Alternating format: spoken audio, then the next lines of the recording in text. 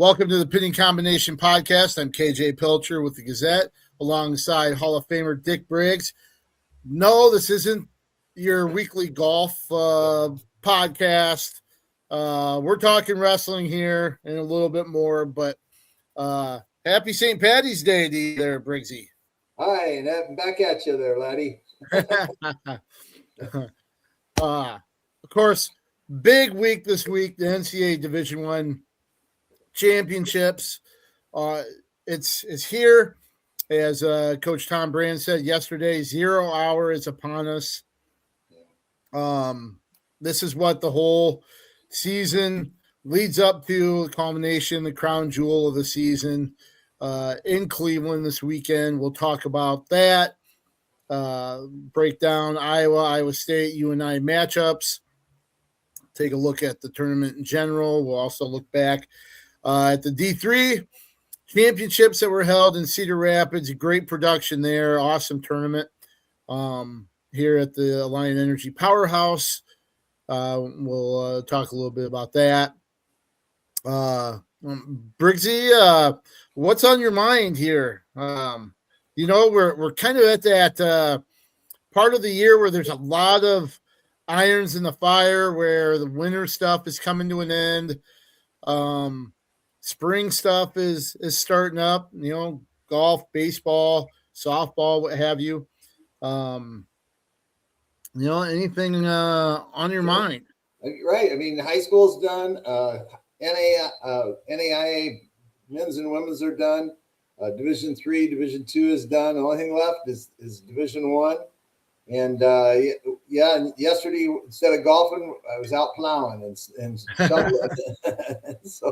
So it's there's gonna be a little pause in between until we get some nice weather before we can go out and do some outdoor things. But speaking of outdoor things, let's do this before we get started. I'm gonna have some fun with you.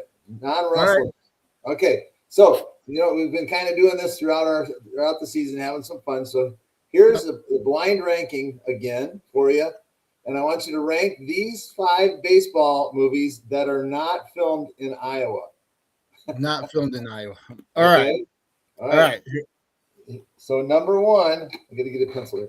Number 1, The Natural. We're doing 5, by the way. So okay. This is tough because you need to guess which ones I pulled out. Yeah, which one's not filmed in Iowa. So Field of Dreams is out. I have a penchant for more comedic movies. I'm going to put that at 3. I'm going to put that at number 3. That's maybe not a bad start. Okay, The Rookie. Oh, that's the one with Dennis Quaid. That's a feel-good movie. I'll put that at number 4. Number 4. Right now. No, can I change it really quick? Oh, yeah, sure. I'm going to put it at number 5. 5, all right. I have to say this. That's one of my favorites, so I would rank it higher.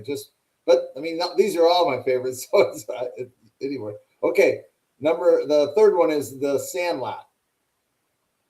See, this is tough because I've got 2 that are kind of.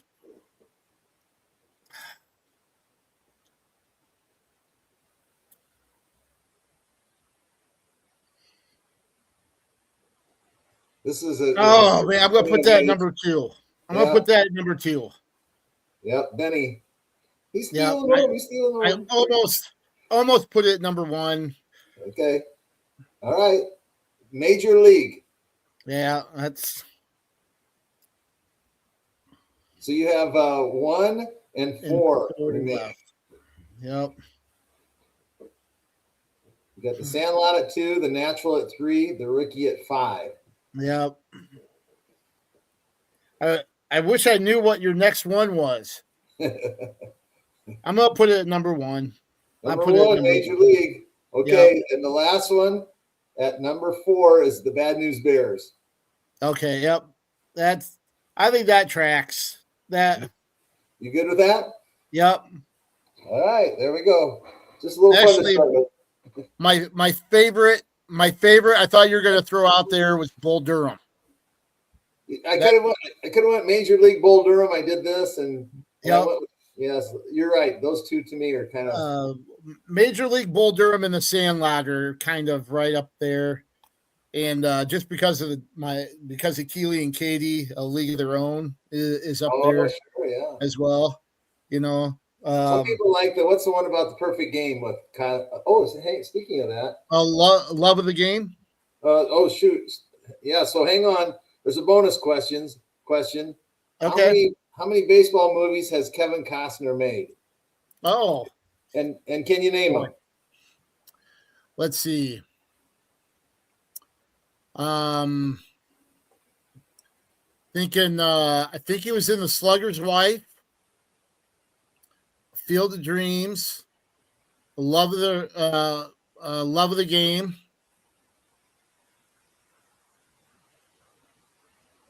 Bull Durham. I think I'm missing at least one. I'm going to say 5. And those are 4. I said 5, but. Okay, so I can't confirm the first one. I've never even heard that movie. Oh, really? Did he have a cameo or something in that? I don't know. I'm not sure. So another one was Chasing Dreams. And I never even heard of this one either. I had to look that one up. In 1982 and again in 89. Anyway, it was kind of a cameo role, just the start of that.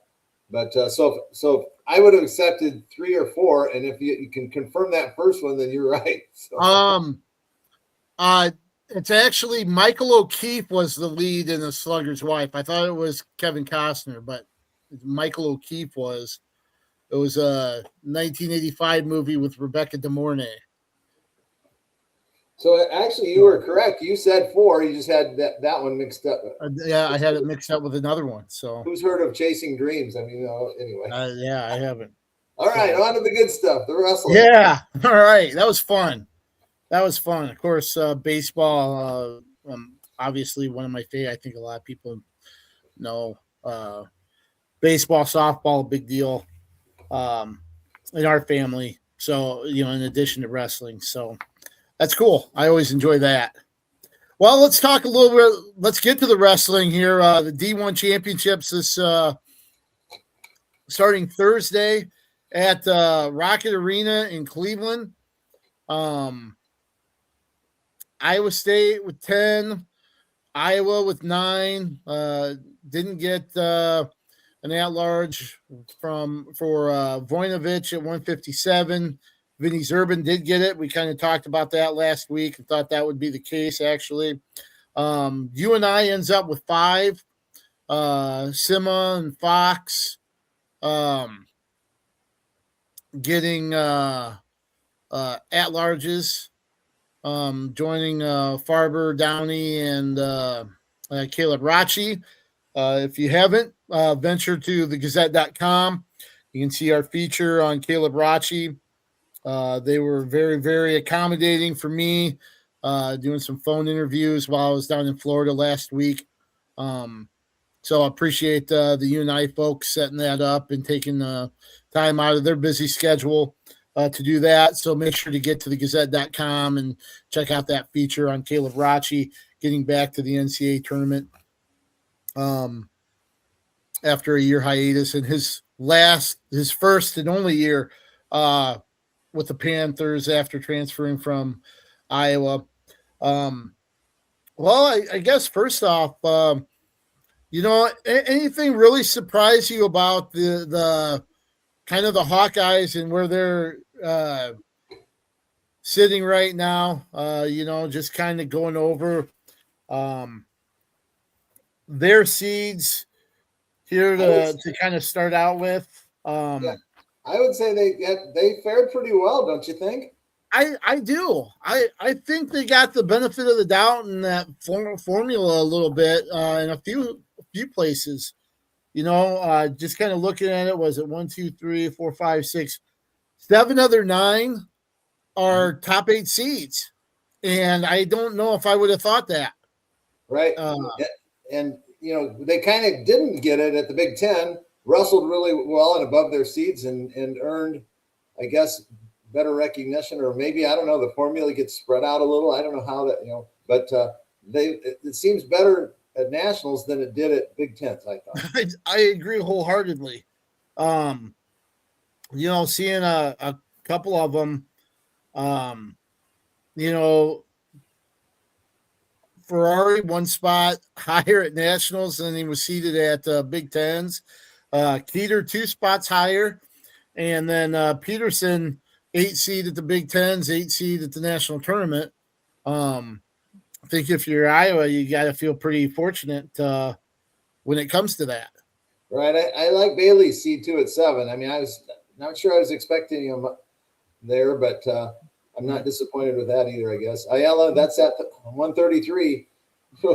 It's a killer weight class, as is 184. I mean, they're all tough, but boy, those ones just are pretty deep.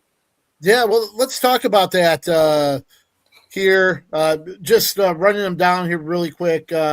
Peterson is the number 8 seed. He'll open with Kale Luridson from Nebraska. Ayala, the number 6. He's got Marcel Lopez of SIU Edwardsville, the number 27 seed. And, of course, if that name sounds familiar, he was a former New London 4-time state champ. I believe he's still the Iowa record holder for career victories as well. So you've got 7 Iowa State titles going at it in that first-round match at 133 pounds. Nasir Bailey, the number 7. He's got Braden Basil of Army, the 26 seed. Ryder Block, the 15 seed. He's got number 18, Eugene Harney out of Morgan State. Of course, that's big. Is it Kenny Monday that's leading Morgan State? I'm not sure. I don't know. I can't answer that question. I know it's Historic Black College University. It was they just reinstated the program, so that's kind of a big deal for them to be in the field, of course. And then Block wrestling them right out of the gate here, just kind of looking really quick. Yeah, I'm gonna, as long as you're talking about that, this is a kind of a unique thing at 149 with our 3 Iowa school qualifiers. So Block, these 3 are all in the round of 16 assuming they win. Right. So in other words, Block will have Jackson Joy, the number 2 seed.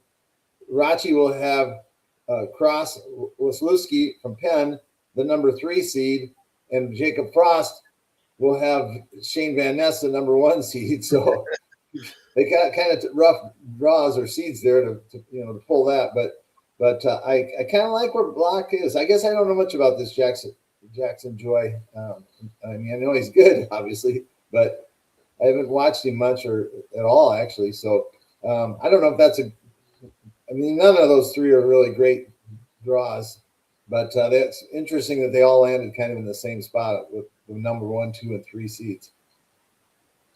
Right. Actually, 3rd season for Morgan State. Kenny Monday is the head coach. Gerard Trice, you remember him, an assistant, as well as Kennedy Monday on staff there. They have 2 qualifiers in the field. So that's awesome to see there. Just kind of going back to Iowa really quick. Caliendo's a 3 seed. He opens with Thomas Snipes of the Citadel. Patrick Kennedy, the number 5 seed at 174. He's got Holden Garcia of Princeton out of the gate. Ferrari, as we said, the number 7. He's got Chase Kranitz of Pitt in the first round. Gabe Arnold, the number 27 seed. He's got number 6, Justin Rademacher out of Oregon State. Rademacher 23-3, so tough test there for Arnold. And then Keeter, the number 8 seed. He's got number 25, Alex Semenenko of Brown in the first round. And, of course, Could see Cole Mirasola in the second round there. Are we in agreement? The bottom half of that 133 bracket is just a meat grinder. Yeah. Ayala with the toughest draw probably out of anybody for the Hawkeyes. Yeah, I mean, on top you got the number 4 seed is Aaron Seidel of Virginia Tech at 18-1, and the number 5 seed, which I really like, the Larkins, Kyler Larkin of ASU 18-2. So yeah, that bottom half is a meat grinder, but there's some formidable wrestlers in that top half as well. But I don't know that any of them can beat Jack's Forest, but we'll see. I kind of, yeah, we'll see. Yeah, well, the bottom half really almost like a mini Big Ten bracket where you've got number 2 Ben DeVino of Ohio State, who's the Big Ten champ, Lucas Bird of Illinois, who's the number 7 seed, who's returning national champ. Then you've got Ayala at the number 6, who's a 2-time NCAA finalist, and then you've got Marcus Blaze, one of those impressive freshmen, the number 3 seed from Penn State. So that whoever gets through that that side of the bracket is going to really earn their shot come Saturday night. Not saying the other half doesn't, but boy, you're going through a gauntlet there just to get to the finals, which would probably either be Forest or Seidel. Right. As it is, it's the 1, 2, 3, and 4 place finishers in the Big Ten in that bottom half. Wow. Whew. Man, if that wasn't tough enough. Yeah, right. Who do you think has I mean, obviously no road is easy when you get to this point of the season, right? But who do you think is kind of set up the best for Iowa? Is there anybody that's got a nice little, not an easy path, but something that you could say is a manageable path to maybe the podium? Well, I would go with Caliendo on that question. That's probably he's earned that path by wrestling very well this year. So, but even then, I mean, that he'll face, in the quarters, I guess, Aruja from Nebraska or maybe Downey from UNI. So I just think probably that's the best route for an Iowa wrestler is Caliendo's. Really? Makes sense. He's the highest seed. So. Sure. I'm going to throw one out there, and I know Joy's pretty good, but you've seen Block have stretches of wrestling really, really well. I think 149 is about as wide open as just about any weight is, and especially on that bottom side. I think Ryder Block has a decent opportunity in front of him. Obviously, Caliendo, that's a good one. Kennedy, I know he lost to Karchla at the Big Tens, but I think he's had an advantage in that head-to-head. I know they're on the same side of Haynes, but I think a path to the semifinals is really doable for him. So I think those three, Caliendo, Block, Kennedy, are set up pretty good. And just to go with the first part, tough roads. Same thing with Ferrari as not quite the same thing, but a similar scenario for Ferrari at 184, where you've got Aiden Sinclair on the bottom half as the number 2 seed, and then you've got Max McAnally from Minnesota as the 3 seed. You know, I think that's kind of a tough grouping. I know Brock Mantanona's on the top side as the number 5, but boy, this sets up really well for Rocco Welsh and makes that bottom half really tough to maneuver through. Right. In Ferrari's instance, he's in the same round of 8, I guess, with Aiden Sinclair, who I think they went into overtime early in that national duels, if I remember right. And Ferrari won that one. So, and I'm not sure where Ferrari's health is, So, remember he medical forfeited to 8th place in the Big Ten. So, right. And Sinclair is good. I was reading the other day or today maybe that he hasn't given up a takedown yet. I don't think this year. Wow. And in 31 matches, that's not bad. But his only loss, I believe, is to Ferrari though. So that's the encouraging part. And as long as we're on 84, I'm going to bounce quickly to the other 2 schools. Nick Fox has the number 4 seed, James Conaway from, is it F&M? And Franklin and Marshall. And so I say, look for a possible upset there. Nick, he's, who knows, I know he was a at-large bid, but he's capable of pulling off that, I think. And then in that same first 4, be the round of 32, whatever it is, 16, Isaac Dean. So if Nick were to win that, then he might have Isaac Dean from Iowa State if they were both to win their matches there. So look for an early match up there. Fox can pull off the upset. So anyway, I just thought that was kind of interesting. Yeah. What are your 5 storylines to kind of follow when it comes to Iowa?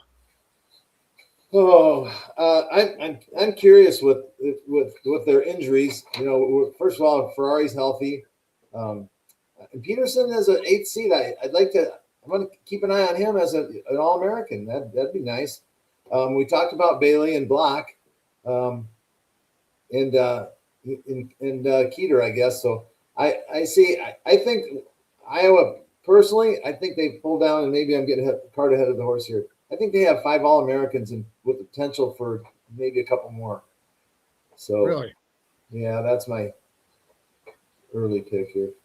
So a couple things I want to keep an eye on. One, we talked about Ayala's path. He's somebody that's put things together here at this time of year. It's his last go around. I know he's had some struggles throughout the season, but wrestled well at the Big Tens. I think we need to watch and see if he can put together another NCAA run like he has the last 2 years. Also, will we see Caliendo and Messenbrink again? And the reason why that's interesting is because Joey Blaze, even though he finished behind Caliendo, is the number 2 seed, at the head-to-head, obviously ranked a little more than the fact of how the conference tournament played out. But, will we have another final? And will Caliendo be able to do something he hasn't in the previous 8 meetings? Bailey, keep an eye on this year, Bailey. He had a great Big Tens. His only loss was to Mendez there. I think he's really benefited. As weird as it sounds, he got hurt, had to miss almost a month of action. I think maybe it's kind of helped him a little bit, and we'll see if he can kind of keep the momentum that he created at the Big Tens. You touched on it, Ferrari's health. Where's that going to be at? And then how will the City High kids do? Gabe Arnold punched his ticket at 197. Huge underdog there. I think we mentioned like the 27th seed. Can he steal a few wins? Maybe knock off a guy here or there. He's the way he wrestles, he's gonna be in a match. Can he get that one takedown that's probably going to be the difference? And then Keeter, Keeter had a great postseason last year. He, like Ayala, he's had struggles. Will he be able to put it together? He had some nice wins at the Big Ten. He's got a path to where, I think, he can win that first one. Then you got Mirasola the second round. I think that's a winnable match. And then that puts you in the quarterfinals and a win away, whether it's the front side or the back side, for making the podium again. And of course, he was an All-American last year, so we'll see. Yeah, I just he's got a tough route. Yeah. If he wins his first match, then he's, like you said, has Mirasola the 9 seed, and then if he wins that match, he's got Bastida the number 1 seed, and then a couple more after that to get to the finals, and then so I'm just talking about the podium. I'm not talking about the finals. Oh yeah, he can do it, man. That kid's, we've watched him. We know what he's about, and if he gets a little offensive and gets rolling instead of playing defense, I think he can do it too. So, when you get wrestling some guys that wrestle wide open like Bastida, then that might open you up a little bit. So true. We'll see. True. I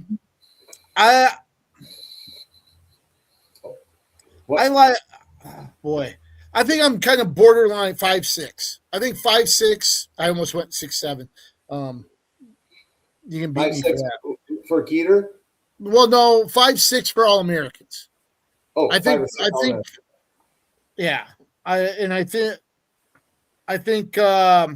Caliendo's probably the best bet to try to extend that finalist streak. Yeah.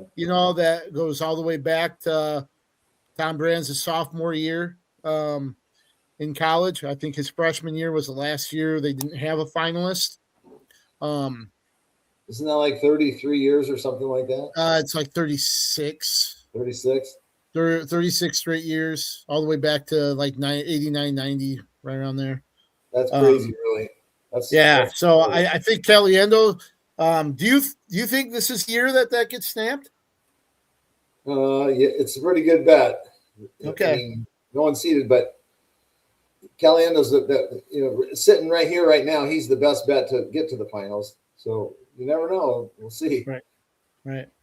So I say 5'6" All-American. Where do they finish as a team? Well, I think they're going to wrestle pretty well. They may not have that finalist, or maybe they will. I don't know, but I think they're going to wrestle pretty well as a team, and I think they're going to pull in. This is going to sound funny. Well, as a team, and still finish 5th with the potential for 4th. I'm kind of tossing between them and Nebraska at 4th and 5th. I think Iowa State, I'm going to just let you know where they land for me, is going to be at 6th. Okay. So that's kind of where I've kind of been tossing in my mind a little bit. All right. I don't think they can beat obviously Penn State. I don't think they can beat Oklahoma State, and I don't think they can beat Ohio State. So the best finish I think they can have is 4th. I've got them penciled in at 5th, but I'm with Nebraska. So, I think 5th is a good bet. Yeah. That's where I would go. Let's switch, since we're talking about Iowa State. Let's talk a little bit about where they're sitting. Obviously, all 10 qualifiers. Steve O'Pollin is the number 13 seed at 125. Garrett Grice, who stepped in for Evan Frost, is 28 at 133. Anthony Echemendia is number 4 at 141. Jacob Frost is number 16 at 149. Vinny Zerban, who got the at-large bid at 57, is the 12th seed. Connor Uten is number 15 at 165, followed by number 11, MJ Gaitan at 74, number 13, Isaac Dean, who you mentioned already, at 184, and then the leaders, Bastida, number 1 at heavyweight, and Rocky Elam, number 2 at 197, behind Josh Barr of Penn State. Is there anybody? Does Bastida finish this off? It's been a remarkable season. It was an injury in the quarterfinals that derailed him 2 years ago, if you remember. I think he broke his finger or something that really affected him. Does he finish this off this season? I think yes. I think he does. And if you're an Iowa State fan, you're holding your breath hoping something like that doesn't happen. Another injury. But I think he does. I think he's outshined the rest of the class at heavyweight. By now, far. It's the national tournament. Anything can happen. We see upsets every year. So, but let's hope it's not younger. Yep. Speaking of his path, we already mentioned the 8-9 seeds there with Keeter and Mirasola. The other part of that upper half, you've got AJ Ferrari at the number 4 and Nick Feldman, the number 5 from Ohio State. Either one of those two could one of those two be a roadblock for Bastida. I agree 100%. And Ferrari, you just never know. That guy could just explode and win it all. He's so strong and so talented, but he hasn't really, to me, opened up a lot in matches that I've seen him wrestle in. And if he happens to do that, he could walk away with it. The only thing I think that the only way I think, or I guess I should say, I think if Feldman ends up winning that quarterfinal between those two, I think Bastida, I don't want to say waltzes into the final, but I bet you he wins comfortably to get in the semi. I think if Ferrari makes it and knocks off Feldman, I think it's going to be a little tighter just because of how stingy Ferrari is. Right. How strong he is and how stingy he is. That might cause some fits for Bastida and get a chance to get him out of position, and then Ferrari takes advantage of it or gets into tiebreakers where, I know Bastida's a lot better on top and in his mat wrestling, but I think Ferrari might still have an advantage. So if you get him to tiebreakers, that might be something that Ferrari can benefit, kind of benefit from and be the only fly in the ointment, I guess, for Bastida. If you get to tiebreakers, Bastida has to hope that his activity on his feet throughout the match has created a couple of stall calls so that if they get to that point, that Ferrari can't just cling on and for a lead in terms of the riding time or whatever. So anyway, that's kind of, I was thinking of strategies as you were saying that. Yep.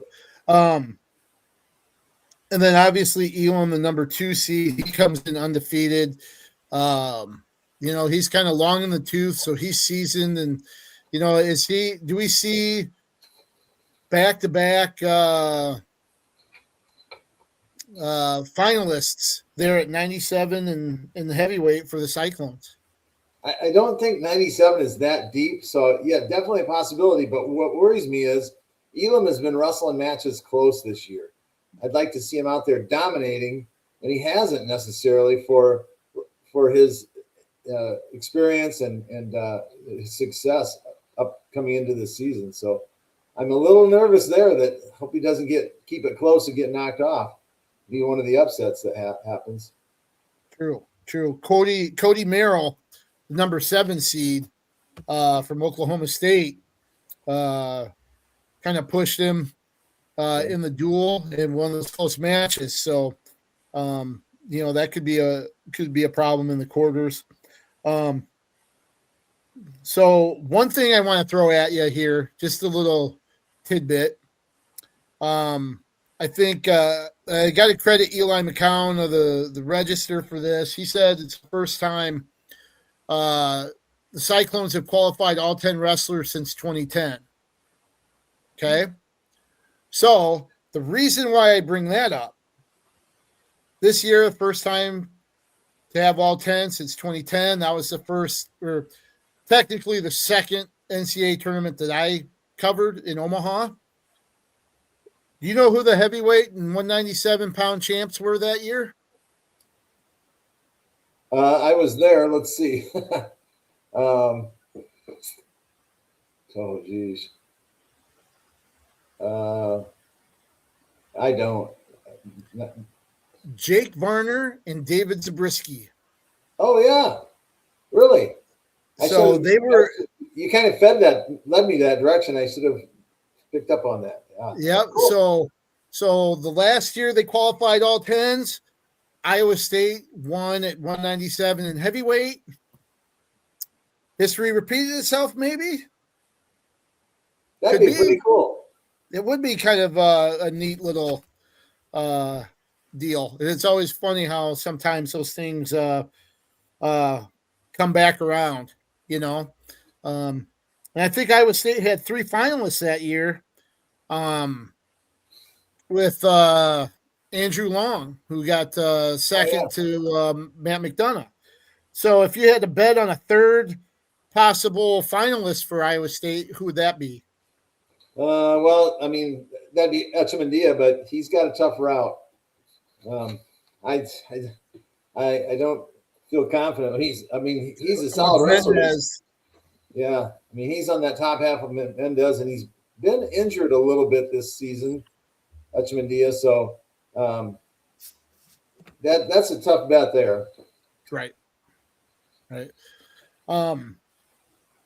You know, as far as the person with the best kind of path, I mean, you kind of look at you know, those 2 upper weights that are favored. You know, Frost, I think, got kind of a rough deal at 149 as the number 16 seed. So he's probably going to cross paths with Shane Van Ness early on. So I think that's pretty tough for him. You know, Garrett Grice, you know, gosh, he actually wrestled well in the Big 12 on short notice. But they, you know, we talked about Iowa kind of getting the benefit of some seeds. I think Iowa State kind of got some rough draws there. I expected them to be seeded a little higher. Yeah, I agree as well. Throw in the Big 10, into the Big 12, and I don't know, it didn't fare very well for the Cyclones. I agree with that 100%. Here's a little tidbit for our viewers if they weren't aware. So with 33 wrestlers in the bracket, your first round matchups, since they seeded all the way out, has to add up to 33. So like number 1, we'll skip number 1 because there's a wrestling match there. So the number 2 seed would have to therefore wrestle the 31st seed, and 31 plus 2 is 33. So you go to the next round, theoretically, you'd have, number 2 versus, it has to now add up to 17 because it's around a 16 plus that extra one.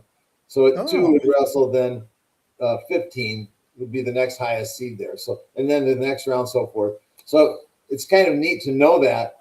And you can kind of in your head say, well, if Zurban's a 12 seed, has to add up to 33. So then he's going to have the 23, 21 seed or whatever. 21 seed.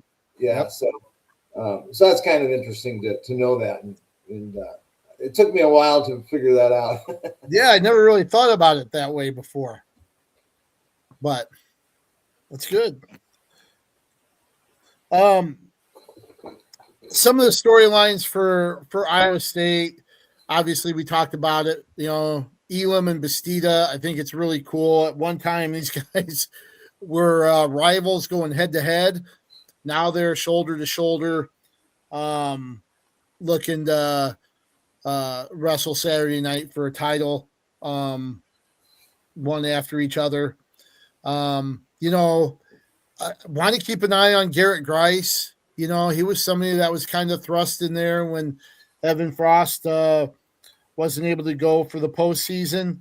He's the 28 seed, but man, he showed he can wrestle with a lot of guys at the Big 12s and actually wrestled pretty well there. Wonder if he could make some type of run. Right. And if he's a 28th seed, listeners, what seed is he wrestling against? Number 5. It's got to add up to 33. There you go. and it's against Kyler Larkin. And like I said earlier on, I like those Larkins from Arizona State. So that's a tough draw right off the bat. And once you get on that backside, KJ, you and I know it. We've watched it so many times. It's brutal back there. Yes. I mean, to get third place, especially if you lose that first round, you have to come back and wrestle. Win, is it 6 or 7 matches? I don't even remember. So it's just a gauntlet that you have to run through. And when you get a big win and you feel good about yourself, someone on the front side loses and drops right into your lap for the next match.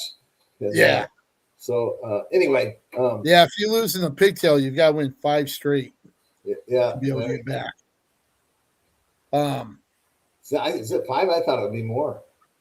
Huh. I don't have it right in front of me. Yeah, 5. Okay, that's like brutal. Yep. And then just interested to see how the Northern Colorado transfers do. Poland at 13, Serbian at 12. Certainly, I think both were All-Americans last year. Can they do that again? Wrestle above their seeds? I think they both can.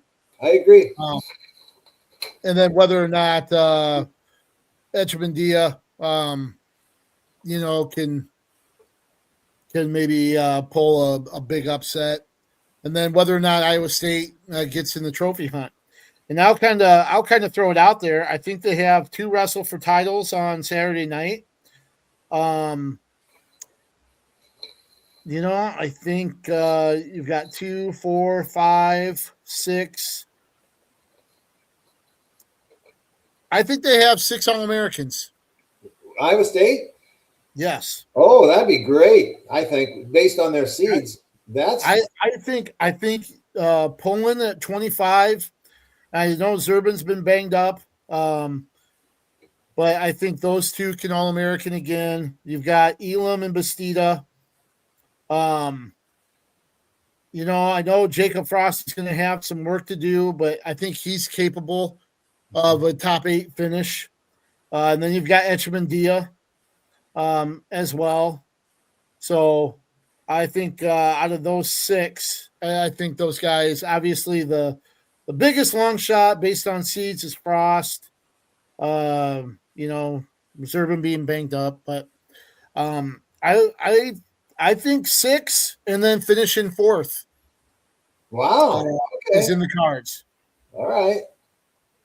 Wow. I've already mentioned mine. I think they're going to fall in at 6, and I think they're going to need the strength. You're going to have those 3 potential All-Americans that are the high seeds that we talked about, Elam, Bastida, and Echemendia. But I'd like to see someone else break through and be an All-American, be a top 8. But I'm not sure who that's going to be. Poulin's got. Have you noticed? Did you see he's got his? 11 years ago, he was a little guy, and they sent out with the mohawk. With the mohawk, and when he was wrestling so well, and that's when I first saw him, was with that social media thing, and I turned my head and opened my eyes. But now he's shaved the mohawk and got it back again. So I think he's our guy. That's going to be the guy to break through and be the 4th All-American. Maybe a little bit more too. So I've got 3, and I've got them in at 6, and I'm hoping another one can break in at 4. All right. Well, let's look at UNI now. They have 5 qualifiers. Julian Farber is the 20th seed at 133. He opens up with Jacob Bandia of Nebraska, tough draw there, the number 13 seed. Then at 149, we mentioned Caleb Rachi, the 14 seed. He's got Brock Herman from Arkansas Little Rock in the opening round. Ryder Downey is the number 11 seed. He's got Matthew Olguin of Oregon State out of the gate. And then Jared Sima, an at-large at 174. He's back at the NCAA tournament. He's got number 16, Nick Fine of Columbia. And then Nick Fox, the sophomore, 29 seed, has James Conway of Franklin and Marshall. Franklin and Marshall, I believe it's a D1 program that does not give athletic scholarships. Wow. I think it's one of those schools. They're D1, but they don't offer athletic scholarships. I know there's other ways to get around that, but. And I don't know why that reasoning is, but I got to say off the top of my head, I think it's a good thing if it helps them keep their program. It's obviously not good to the athletes that could possibly be earning one, but if it keeps the program on the map and up and running, then okay, I'm all for it. And if that's the case, you may see more with NIL and all the money getting, kind of the scales tipping this way, the haves and the have-nots. You might see some other schools go to that formula. Yeah, could be. With you and I, what do you think walking away from Cleveland would be as a positive for them? Oh, if they had an All-American, that'd be wonderful. I think one. I mean, that's to start with. Yeah, because they're not even close in seeds. I don't think. I guess Downey's 11th. He's 3 back, but right. But he's got a tough route. But he would be their best shot, I think. But Downey can. I mean, you never know with Downey. And same with Sima, who here's Sima, the 17th seed that was an at-large addition to the tournament. So he's got a pretty fair seed, I think. But unfortunately, it's not in a good spot. Right.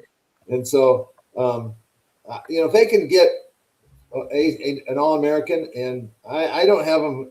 I mean, I have them really right at the cusp of top 20. So okay, I like their.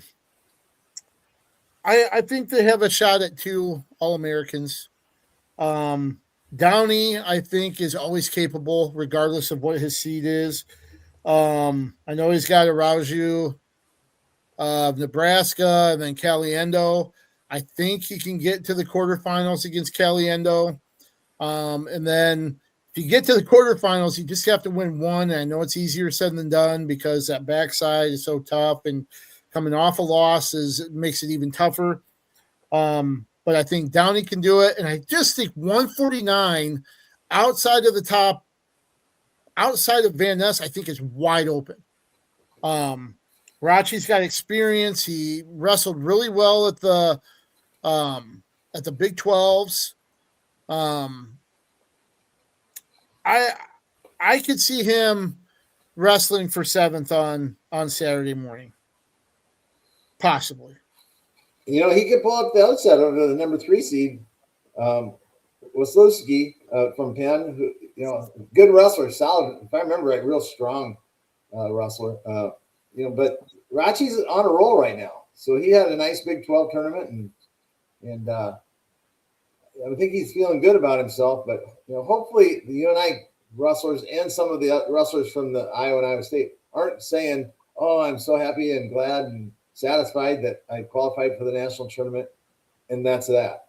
Nah, right. If you're going, go for some hard work. Get on that podium. We kind of talked about the teams overall. Obviously, Penn State's a heavy favorite. You got to think Oklahoma State, Ohio State, right up there in the top 3 with them. How many champs and All-Americans does Penn State finish with? Funny you should say that, because I'm trying to eliminate 1 or 2. Really? I'm going, man, they could run the table almost. And I'm trying to figure out who may not win. So I did this. I pulled in 6 champs: Lillidahl, Van Ness, Duke, Messenbrink, Haynes, and Barr. And then that leaves Forrest and Welsh out. Barr can hopefully Elam can step in there and have a say in there. But so I have him with 6 and maybe even 8. Okay. So, but I think Forrest and Welsh lose in the finals. I had to pick 2. I didn't feel comfortable saying 8. You mean Blaze at 33, losing in the finals? I saying that wrong? 33, yeah, Blaze at 33. Okay. Yeah. All right. I'm mixing that up, aren't I? Yeah, I like Van Ness. Van Ness, Messenbrink, Haynes, Barr, You know, four to five champs. I think they end up with 9 All-Americans. I don't think they pull the Minnesota, get all 10 on the award stand. Braden Davis just hasn't had, you know, that consistency to make me think he's going to kind of break through there, especially when you've got guys like Hardy and Echemandia, Bailey, you know, who's beaten them already. You know, Von Bauer's the 8 seed there. Oliveri from Rutgers, who beat him at the Big Tens, is seated ahead of him as well. You know, CJ Campesito from Penn is decent, also seated in front of him. So I say they go 5 and 9. Yep. And so my question is, does Messenbrink go the distance in any of his matches? And yeah, does Davis not get a team point deducted? Yeah, right. We'll see. All right. If you had to bet the farm on one person coming through and winning a title, who would it be? Messenbrink. Who you just said, Messenbrink? Yeah, that's hard to deny him or Haynes. I think is two of the locks. The other one, I think after that, the other two I would go with would be Mendez and Bastida as next on the list after Messenbrink and Haynes. I want to go Mendez right off the bat, but it's such a tough weight. 33 is so. 41. I mean, 41. Sorry. Maybe it's not as tough as 33, of course, but it's still darn competitive. So I probably would. I guess I have faith in him, even though I say that. So I'm going to go Messenbrink, Mendez. Okay. All right. So, in that order. All right. So who is your Cinderella finalist? So somebody that's not seated in the top 4 to be wrestling on Saturday night. All right. So I kind of looked at this by weight. So I'm looking at 25. Spratley is number 5. Volk is number 6. Those are two that could possibly do it there. So I'm going to pull out one after I mention all these. At 33, Kyler Larkin's 5. Ayala's 6, and Bird is 7. So those are some pretty decent wrestlers right there. 41, I didn't have really anyone. 49, not that deep of a weight. At 57, if I had to pull out, Cannon Webster is 7th, and Brandon Cannon is 8th. Webster from Illinois, Cannon from Ohio State. And then at 165, I'd like to think Downey, but no one beats Messenbrink on that top side, so no one there. 74, no one. Even though I love the Montanone brothers, they're just fun to watch and dangerous. I don't think they can break through there. 84, Angelo Ferrari, if he's healthy, look out there. And then it's 97, no one really. At 285. AJ Ferrari, like I said earlier, and then Connor Duche from Oklahoma State there as number 7. So of all of those, if you let me pull a number 4, I would do Caleb Larkin at 57 from ASU. I just like those Larkin voices. So, but since you're not letting me have 4, I'm going Angelo Ferrari. Okay, best bet for me. All right. For me, I really considered one of those guys at 33, those older, Bird or Ayala. I think Drake could be wrestling on Saturday night again. I also think Lucas Bird, is right there to be able to do that. Ferrari's actually a pretty good pick. I'm gonna go way off the board here. I know some people have kind of mentioned him on social media stuff. But I'm going to go with Vincent Robinson from North Carolina State, the number 12 seed at 125. defending national champ, who's a 12 seed. Now, we've seen that doesn't necessarily correlate to,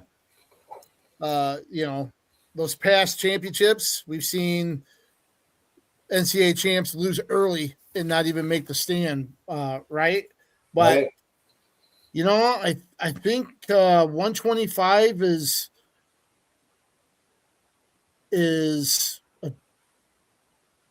I think he could still do some damage as long as he's healthy. And, I know he's 15-4, but boy, if he can put things together, he's got the experience and he's had the success. He could be wrestling Saturday night if everything falls his way. So he has, for the listeners, he's got the 21 seed first. Then he, if everything falls to seed, then he might have Spratley from Oklahoma State, who's 16-3, and then he might have the 4 seed Sheldon Seymour from Lehigh, who's 19-0. So those are, you're right. That's not a horrible pick for such a deep seed. And you got Lil Adol sitting there as the number 1 seed as well, on that side. But, he put it together last year. See if, he would be somebody I would put, a Cinderella bet on. He's dangerous. I agree. That's not a bad pick. I like that. We're going so deep. So the NCAA Division I championships are start Thursday, finish up Saturday, as we mentioned, in Cleveland, at the Rocket Arena there. Let's do a brief recap of the D3 championships here at the Lion Energy Powerhouse. This last weekend on Saturday, Wartburg came away with a team title, their 17th championship, 110 points. Wisconsin Lacrosse, coached by friend of the podcast, Dave Malachek. They were runners up with 68 points, edged Augsburg by a half a point. For second, that's their highest finish ever, second place. So he keeps doing great things there at Wisconsin Lacrosse. Good to see that. Eagles got to be feeling good. And did you just notice throughout the tournament in the stands, they're doing the fired up. Fired up. Malachek. It wasn't just the lacrosse. There was like three or four different teams. They just like doing this. It was fun to watch it. I loved it too. There's such great energy there. Yeah. Between that, the Sea of Blue, the North Central fans, Augsburg, even Messiah still had a huge crowd there, if I remember right, from Pennsylvania coming all the way over as well. You love seeing that support. Absolutely, yeah, for sure. I mean, there's some neat, not just Messiah, but there's some others. I didn't write them down, and I don't remember them off the top of my head. But there were some Baldwin Wallace. Some sections full. Yeah, Baldwin Wallace had a very vocal, fun group there. Of course, they're coached by Jamie Gibbs, former Western Dubuque prep and former co-wrestler as well. I sat next to on media row next to Donnie from Baldwin Wallace. He was helping me out, a young man that played football and came to take pictures for the team. And he was letting me know all about the Baldwin Wallace. Really a wonderful kid. I just loved him. Awesome. So I want to make sure I mentioned Donnie. Awesome. Yeah, you gotta love those the programs and stuff there. I just want to mention, just to backtrack to Wisconsin Lacrosse, they did have a champ in Tanner Gerber at 165, who actually topped Andrew Supers of Baldwin Wallace 4-0 in the final. So good there. Wartburg had 3 finalists. They had 2 champs in Cade Bloom at 141, and then Casey Ross at 184. The only weight class where you had 1 versus 2 in the finals, battle of unbeatens there. He topped Gannon Smith of Elizabethtown 5-0 in the finals. Warburg also had a runner-up finish from Mitch Williamson at heavyweight. But, we knew coming in they were the favorites. They had 7 All-Americans overall. We knew this was one that they should win if they didn't kind of drop the ball, but they got it done. Yeah, I mean they had 7 All-Americans and I mean about the only thing negative you can say is that they didn't again. Had a returning champ that didn't repeat, and then 8 of their last 9. That's the case. So I mean, that's something that they might want to look at. Central had a champ as well, KJ Pilcher, former Lisbon state champ. He won the 149-pound championship. He scored a takedown with about 12 seconds to go to beat Dominic Malander of Wisconsin Whitewater, 4-1. Siebrecht, what a journey he's been on, where he was at the University of Iowa, left there, went to South Dakota State, had knee injuries, actually came home, got a call from some wrestling buddies who were at Central, said, hey, why don't you come join us here? Ended up coming to Pella, kind of got reinvigorated a little bit. Didn't qualify last year, but this year finishes off 29-1 in the national champ. So one heck of a trek for him. And of course, you saw I kind of tagged him in the story as Cardiac Cade because of his his thrilling matches where he pulled out victories in tiebreakers. As a coach, you lose some years off your life there when you got a kid pulling out victories like that.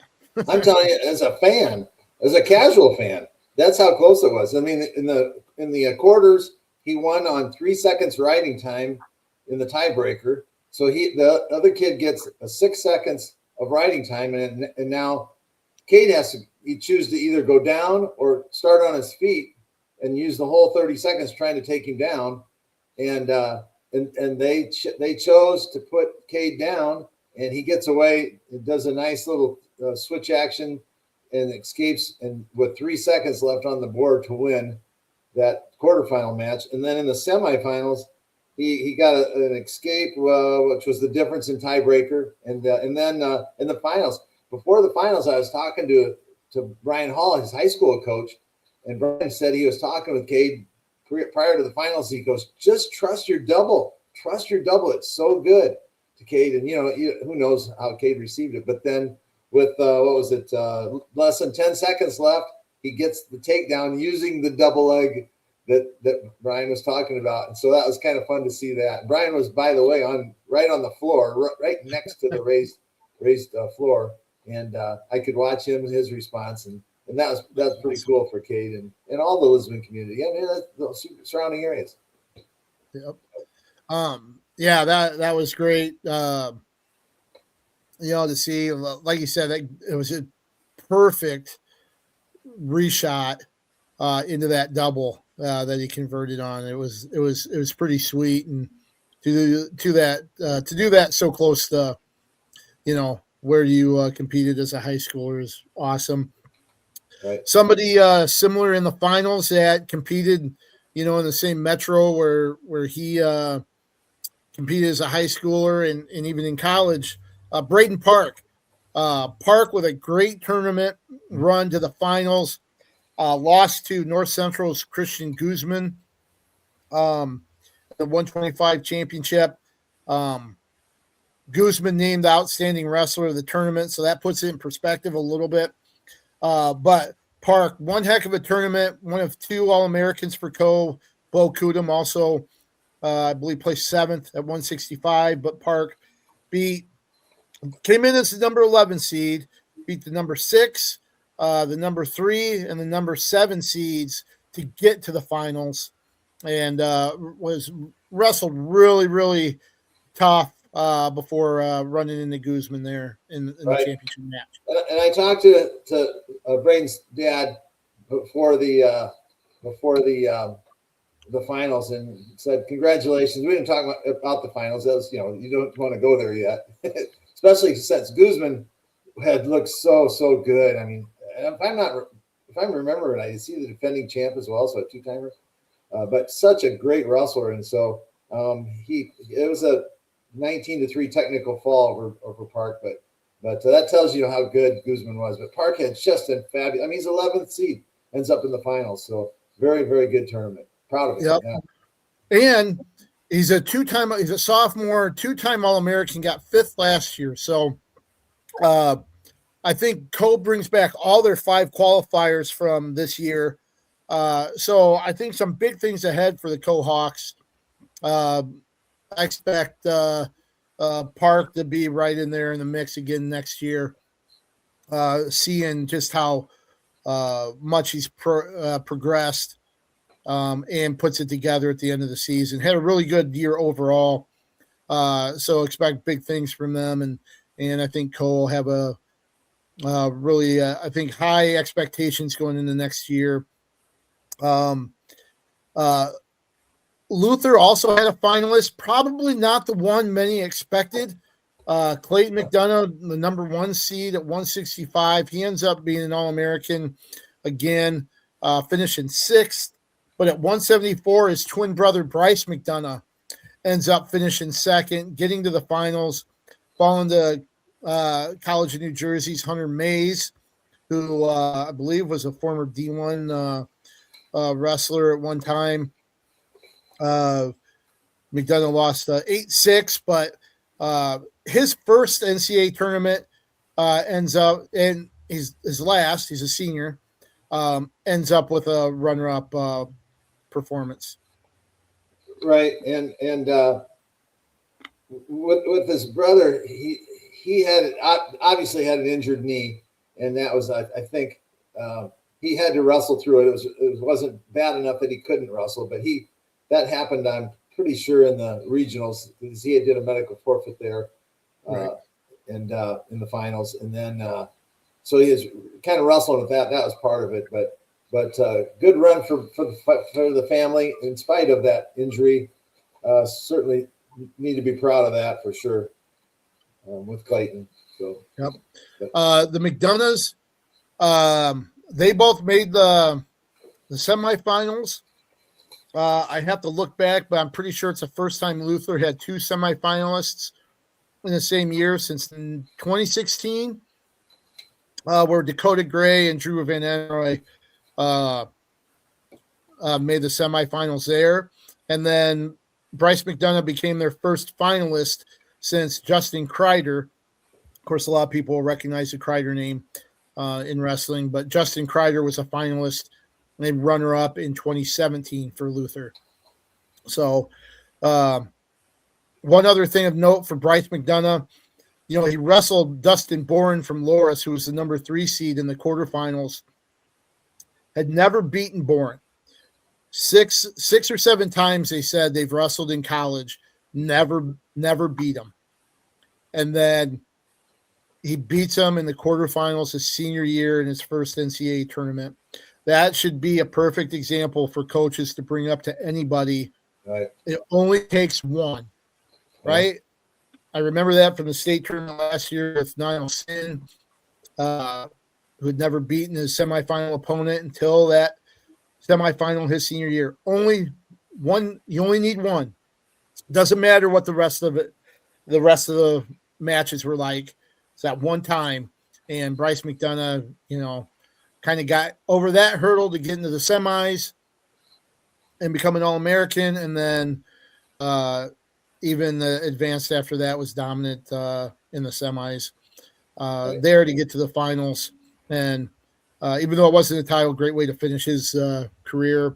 Speaking of Loris, they had 3 All-Americans with Boren, Eric Kincaid, and Jonah Clark at heavyweight. Central Loris, I think, finished 7th overall. Central was 10th. Loris was eight. Loris was 8th, I think. Yeah.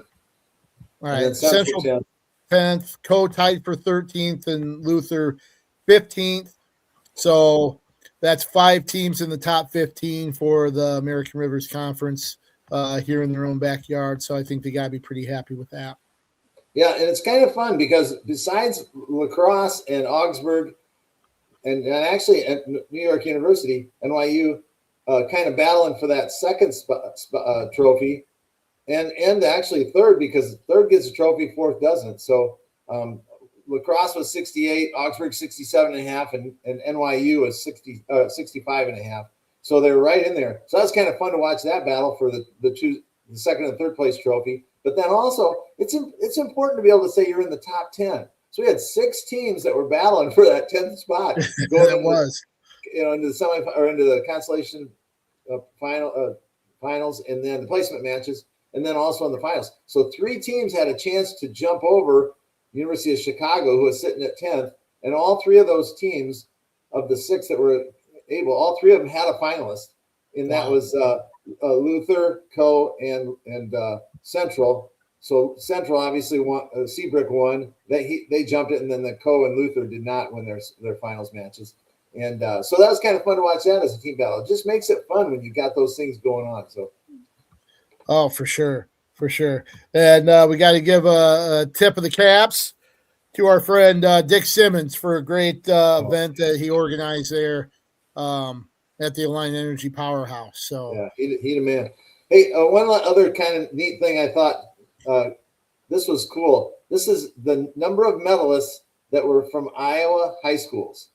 So remember, there's 80 medalists because there's 10 weights, right? 8 times 10. If I'm doing that right, there's 80 medalists. So 10 of them came from Iowa high schools. We've mentioned most of them, but let's mention the high school too. So Kudum from Koa is from Lawton. Park is from Marion and Lindmar. The McDonoughs are from Nora Springs, so there's 4. Bloom is from Roland. Ross is from Urbandale. And then Seabreck is from Lisbon. And then Boren is from Bettendorf. Kincaid is from Comanche. And Clark is from Jonah Clark, the heavyweight that likes to throw. That came out of the weight room last year, is from Wayland. And he finished third. So that's pretty cool. 10 of the 80. That's 1/8 of them are from Iowa high schools. I like that. Wow. Yeah. I didn't think about it that way. But no, that's pretty awesome.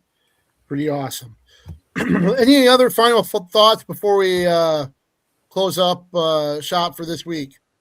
Nope. I'm good. I think we got it. All right. Just want to mention NAIA had their women's championships. Grandview was second, I believe, or William Penn was second. Jake Cadle named coach of the year. Grandview was third behind Life, who was the team champ. But that'll finish things up for us. One more pinning combination podcast to go after the D1 championships this weekend. And of course, the press row at D3s was named after our friend and former contributor here at the Pinning Combination Podcast, Wyatt Schultz. Dick Briggs has got the poker chip in his memory. Why don't you go ahead and take us out? Like it says on the poker chip, let's keep wrestling on the move.